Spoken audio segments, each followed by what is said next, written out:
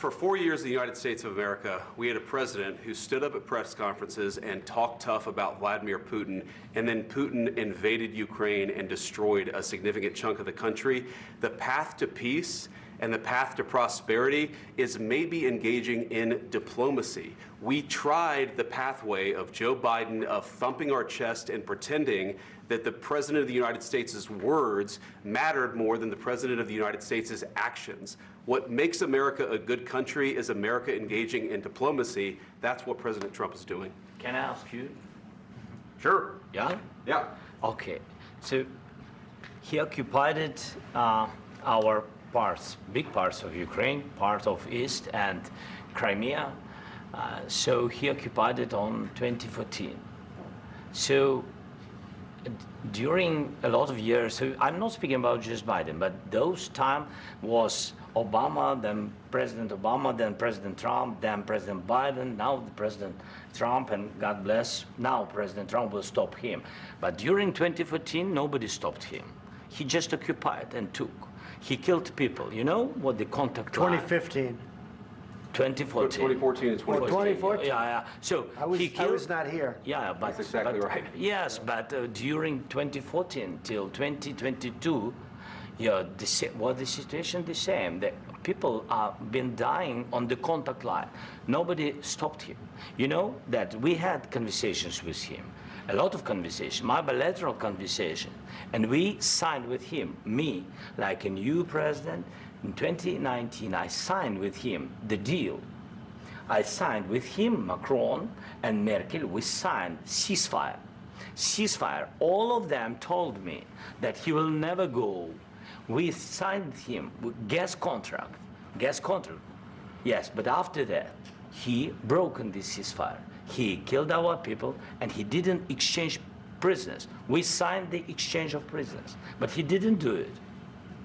What kind of diplomacy, JD, you are speaking about? What do you mean? I'm talking about the kind of diplomacy that's going to end the destruction of your country. Yes, but if you Mr. President, with respect, I think it's disrespectful for you to come into the Oval Office and try to litigate this in front of the American media. Right now, you guys are going around and forcing conscripts to the front lines because you have manpower problems. You should be thanking the President for trying to bring an end to this conflict. Have you ever been to Ukraine that you say what problems we have?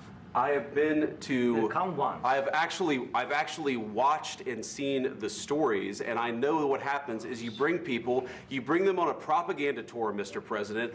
Do you disagree that you've had problems bringing people into your military? And do you think that it's respectful to come to the Oval Office of the United States of America and attack the administration that is trying to prevent the destruction of your country? A lot of questions. Let's start from the beginning. Sure. First of all, during the war, everybody has problems, even you, but you have nice ocean and don't feel now, but you will feel it in the future. God bless. You don't know that. God bless. God bless. You will not have a war. Don't tell us what we're going to feel. We're trying to solve a problem. Don't tell us what we're going to feel. I'm not telling you. Because you're in no position to dictate that. That's Remember exactly this. You're in no position to dictate what we're going to feel.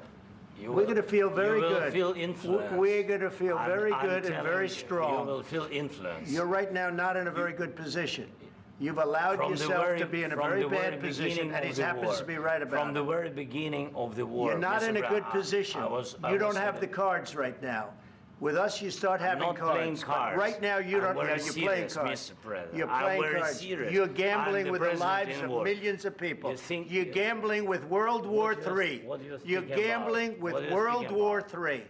And what you're doing is very disrespectful to the country, this country. That's back to you. Far more than a lot of people said they should have. Have you said thank you once? This entire meeting? No, in this entire meeting, have you said thank you?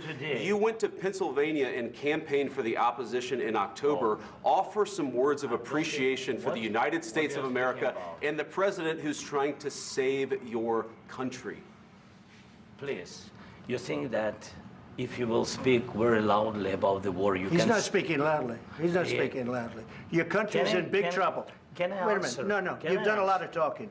Your country is in big trouble. I know. You're not winning. You're not winning this.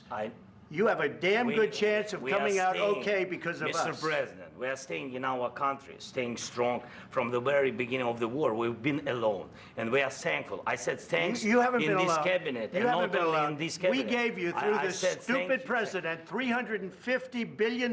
You voted we gave for you your military equipment, and your voted men for are your brave, president. but they had to use our military. What about if you didn't have our military equipment, if you didn't have our military equipment, this war would have been over in 2 weeks. In 3 days, I heard it from Putin. In 3 days, this is something maybe new. less. In 2 weeks, of course, yes. It's going to be a very hard thing to do business like this. I tell you. Just say thank you. I said a lot of accept times that there, thank you accept to that, American people. accept that there are disagreements, and let's go litigate those disagreements rather than trying to fight it out in the American media when you're wrong. We know that you're wrong. But you see, I think it's good for the American people to see what's going on. I understand, sir. I think it's very important. That's why I kept this going so long. You have to be thankful. You don't have the cards. Thankful. You're buried there. Your people are dying. You're running low on soldiers. Listen, you're running low on soldiers. It would be a damn good thing. And then you tell us, I don't want a ceasefire. I don't want a ceasefire. I want to go, and I want this. Look, if you could get a ceasefire right now, I tell you, you take it so the bullets stop flying and your men stop getting killed. Of course, we want to stop the war. But you're saying you don't want a ceasefire. But I said to you, I want a ceasefire. With guarantees. Because you'll get a ceasefire faster than an agreement. Ask our people about ceasefire, what they think. That wasn't with me. For you that wasn't with me. means. That was with a guy named Biden, who was not a smart person. That was with Obama. It was your president. Excuse me. That was with Obama, who gave you sheets, and I gave you javelins. Yes. I gave you the javelins to take out all those tanks. Obama gave you sheets. In fact, the statement is Obama gave sheets and Trump gave javelins. You got to be more thankful, because let me tell you, you don't have the cards. With us, you have the cards. But without us, you don't have any cards. Caitlin, I do want to, because there were a lot of things that were just not true, aside from just the tone and tenor and the monumental, historic, not in a good way, historic event that we just saw in the Oval Office. Caitlin, it really did seem to devolve when the vice president said to Zelensky, we just want diplomacy. And what Zelensky was trying to do was say, we had that. We had a deal with Russia. We had an agreement, the Minsk agreement, and Russia didn't abide by it. So I want some guarantees that that won't happen again. And then it devolved in a way that is really, really remarkable. The screaming, I mean, you have been with Donald Trump a lot. We have seen and heard about Trump getting upset and losing his temper. I think this is probably the first time we have seen it like this on camera. We also should say, Caitlin, that let's just be clear. I'm not saying that there wasn't genuine anger here, but he understands when the television cameras are there, as does JD Vance, and we can't lose sight of the performance aspect of this. It was incredibly genuine, though. I mean, JD Vance said that this shouldn't be litigated in front of the press. Trump said, actually, no, it should be. I'm glad that this is happening. And, you know, the way that this built, just to give context of the 40 minutes that happened before what you just watched, the most remarkable part of this interaction was there were moments where President Zelensky would do what we saw the other European leaders do this week, where they step in to correct either on aid to Ukraine or to talk about Putin and the fact that he can't be trusted. At one point, Zelensky called him a killer and saying that there should be no compromises with him. And the U.S. officials were sitting there just kind of listening to this. And it was at that point, though, where Vice President Vance stepped in.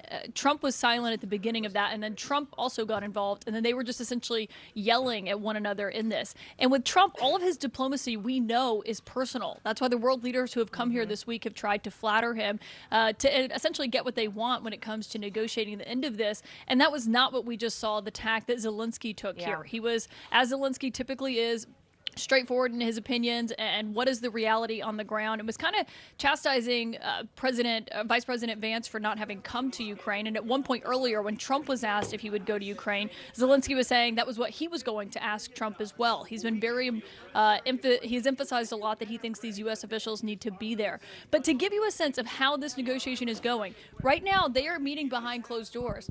They're supposed to come out for a press conference any minute now, and that's where they're signing that minerals agreement that they've been touting as a big first step here. There are real questions about what this looks like going forward, because you heard what President Trump said to me there at the end. I asked, can the two of you still go in a room and negotiate after what just happened? And he said, we'll see, essentially. And Dana, there was one moment where I looked around the room at the officials who were there. It's the top Ukrainian advisors, the Secretary of State to President Trump, the Treasury Secretary, Vice President Vance, obviously. The Ukrainian ambassador to the United States had her head buried in her hands as this shouting match was going on between the three of them. Yes, I saw you put that on social media. It is one of the many. There you go. We're putting it up on the screen now. That is the Ukrainian ambassador, as you said, and she, I mean, talk about her worst nightmare. She was literally watching it unfold before her eyes in the Oval Office.